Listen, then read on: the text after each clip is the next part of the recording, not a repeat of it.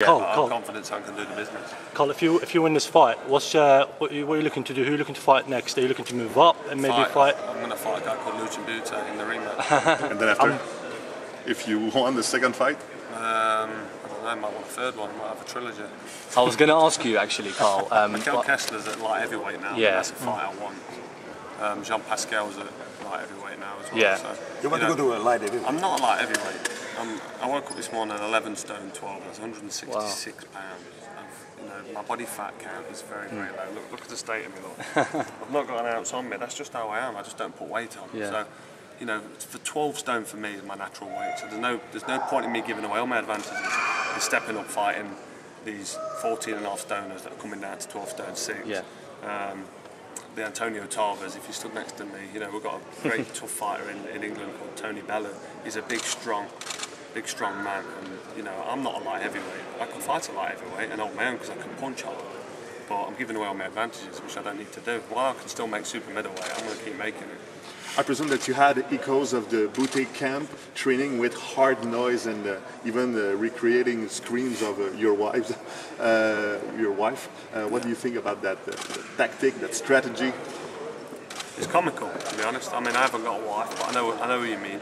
And I can't think of anything worse than listening to Rachel screaming when I'm training. I've said it before. So again, it's a bit off-putting and annoying.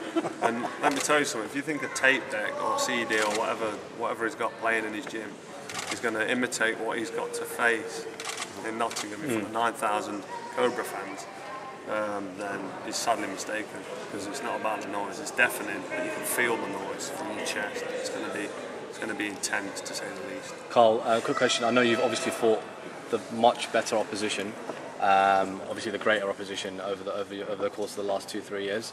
Obviously, I know you're not looking past Lucien Butte on Saturday. We know that.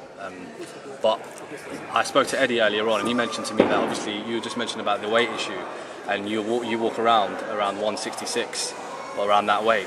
Yeah, I walk around about 173, so 4 or 5 pound over the weight. It's more walk around weight. 2 weeks, 3 weeks before the fight, I'm hovering on the weight. I'm around 168. I was just going to mention, is there any possibility of you in the future potentially fighting one of the fighters at the weight class below, i.e. Sergio Martinez, Chavez Jr.?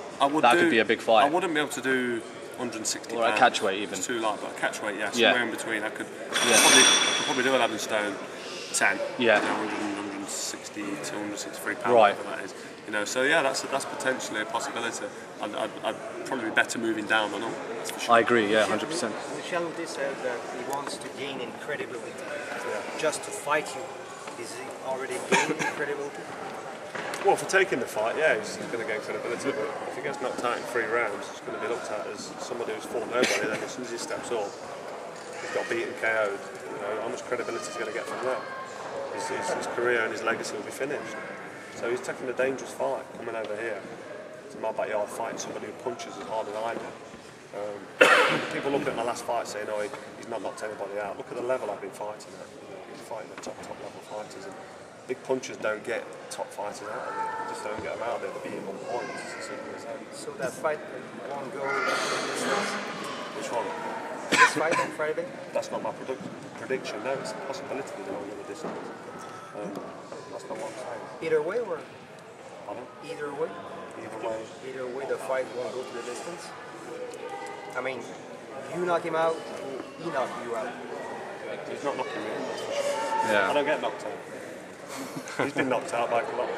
He's been knocked out by Andrade out on his feet. I don't know if you've seen them 2 fights, but they had to wake him up after the Golovkin account when he was an amateur. And Lebrano Andrade put him in serious trouble in that fight. And he was saved by the referee in that fight, as far as I'm concerned. But I do not get knocked out.